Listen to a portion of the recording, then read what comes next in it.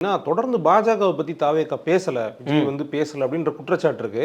அவருக்கு முன்னதா பேசிய திரு அருண்ராஜ் அவர்கள் வந்து சொல்லும்போது சொன்னாரு, இந்த Mahatma Gandhi national rural employment guarantee scheme இருக்கு. அத பேர் மாத்துறாங்க.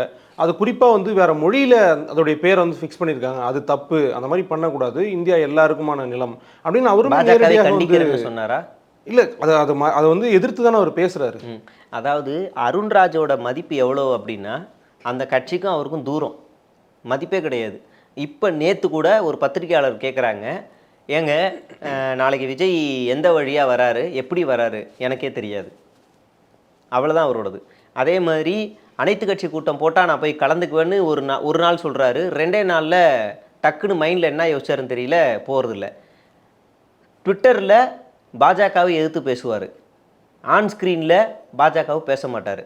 இப்போ இந்த திட்டத்துக்கு இவ்வளோ பேசுகிறவர், இப்போ இந்த ஒரு மாதத்தில் பாஜகவை எதிர்த்து எவ்வளோ பிரச்சனைகள் எவ்வளோ வந்துச்சு, ஏன் பேசலை? சரி, அப்போ இன்னொன்று வைங்க, நீங்கள் அருண்ராஜை மட்டுமே மையப்படுத்தியே பாஜகவுக்கு பதில் கொடுப்பாங்க.